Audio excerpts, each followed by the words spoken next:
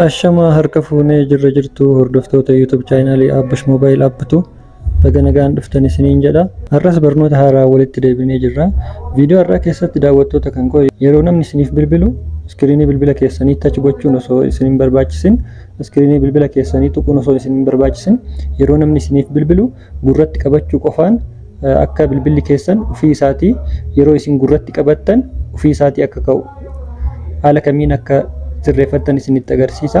Osoo iskiriinii isaa touch gochuun isiniin barbaachisin bilbila keessan gurratti qabachuu qofaan ofii isaatii akka kaasu. Fakkeenyaaf yeroo harki keessan jiidhaa ta'e iskiriiniin bilbila keessanii isiniif hin ajajamu waan ta'eef harka jiidhan tuqullee waan hin barbaachifneef iskiriinii keessan yeroo namni isiniif bilbilu ofii isaatii jechuudha. Yeroo isin gurratti qabattan ofii isaatii akka kaasu haala kamiin akka sirreeffattan isinitti agarsiisa. Akkasumallee yeroo namni isiniif bilbilu maqaa nama isiniif bilbiluu san akka isiniif waamtu jechuudha. Maqaa nama isiniif bilbiluu san akka isiniif waamtu jechuudha. Haala kamiin akka sirreeffattan isinitti agarsiisa. Warroonni chaanaala kana haarawaa taatan subscribe kan jedhu kun viidiyoo mamma ilaalaa jirtan kana jala subscribe kan jedhu kun ni jira. Isa irratti kilik gootanii subscribe gochuudhaan YouTube chaanaaliin kun YouTube chaanaalii barnootaa waan ta'eef subscribe godhaatii maatii keenyatti dabalama. Irraa baradhaa itti fayyadamaa isiniin jedha. Akkasumallee subscribe gootan booda ammallee iddoo subscribe kana irratti tuquudhaan notification keessan all kan jedhu kana irra kaawwattan yeroo hunda viidiyoon asirratti gadhiifamu nama dura akka isin bira ga'u taasisa jechuudha. Akkasumallee like gochuu hin dagatinaa. Egaa gara barumsa keenya isin dabarsa. Egaa daawwattoota kan koo bilbilli keessan ofii isaatii yeroo isin gurratti qabattan akka kaasu gochuudhaaf aappii tokko isin barbaachisa. Aappicha kana Play Store keessan irra seenuudhaan Play Store keessan irra ni seentu. Tan booda iddoo searchii kana irratti Zora jettanii barreessitan. Achi booda haala kanaan isiniif baasaa install ni godhattu.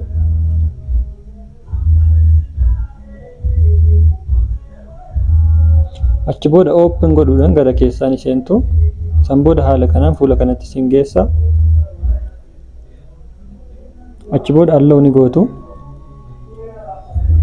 Achi booda haala kanaan fuula kanatti isin geessa. Mas iddoo searchii kana irratti mobile jettanii barreessitan. Achi booda kan jalqaba irra jiru kana irratti kilik ni gootu. Achi booda akkan ol butuudhaan akkan ol ni ooftu. Akkan ol ooftanii gara gadi aanu kana irratti download kan jedhu barbaaddanii irratti kilik ni gootu. Achi booda auto answer kan jedhu kana install godhattu. Isa kana install godhattan booda open gootanii gara keessaan seentu.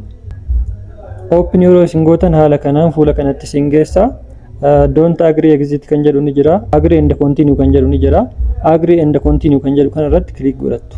Achi booda akkana gadi buutanii install apps kan jedhu kana irratti kilik ni gootu. Achi booda kan lammata irratti argamu kana reach to answer call kan jedhu kana isa irratti kilik ni gootu. Achi booda kan jalqaba irra jiru kana allow ni gootu. Haala kanaan banaa taasistu jechuudha. Achi booda of duuba deebitanii ammas appichi gadi buufne isa kana isa irratti kilik ni gootu. Achi booda enable kan jedhu kana banaa taasiftu jechuudha. Toongiliitiin haala kanaan banaa ni taasiftu. Achi booda bilbilli keessan ofii isaatii osoo iskiriinii isaa touch gochuu isin hin barbaachisin gurratti yeroo isin qabattan ofii isaatii bilbila isiniif kaasaa jechuudha.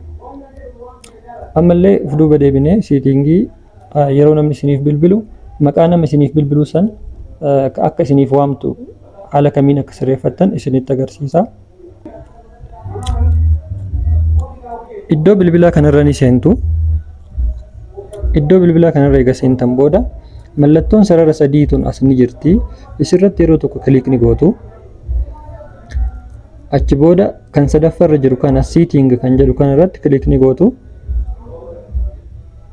Achi booda akkan ol buttanii answering kan jedhu kana isarratti kilik ni gootu. Achi booda kan jalqabarra jiru kana jechuudha. Red colors name allowed kan jedhu kana isarratti kilik ni gootu. haala kanaan tongilii kana banaa eega taasistan booda ammas isuma irratti kilik ni gootu. Achi booda alwaayis kan jedhu kanarratti deeffattu jechuudha. Alwaayis kan jedhu kanarratti yeroo deeffattan yeroo namni isiniif bilbilu maqaa nama sanii isiniif waamaa jechuudha. Ammas inni itti aanu press volume up to answer kan jedhu kuni yeroo namni isiniif bilbilu mallattoo volume batanii qaqqabuudhaan akka kaastan kan isin qarqaaru jechuudha. Haala kanaan tongilii kana banaa yoo gootan bilbila keessan irratti yeroo namni isiniif bilbilu kan sagalee dabalu jechuudha. Volume batanii sagalee dabalu yoo isin gattuutan akka kaasu isiniif taasisa jechuudha. Iskiriinii tuquun osoo isin hin barbaachisin mallattooma sagalee dabalu kana volume batanii isin yoo qabdan akka kaasu taasisa jechuudha. Haala kanaan eega sirreeffattan booda amma mee irratti bilbila isinitti agarsiisa.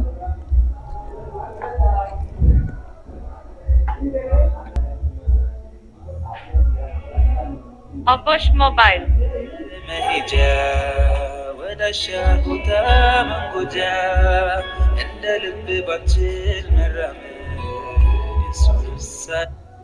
akkuma amma dhageettan jechuudha. Jalqaba irratti maqaa nama isiniif bilbiluu isinii waamte san booda sagalee waamichaati irratti deebi'aa jechuudha.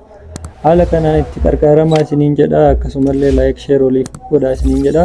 Barnoonni irraa isiniif qabadee dhufe kana fakkaata. Hanga barnoota kutaa itti aanu walitti deebinutti nagaan turaa. Turtii gaarii isiniif haa ta'u.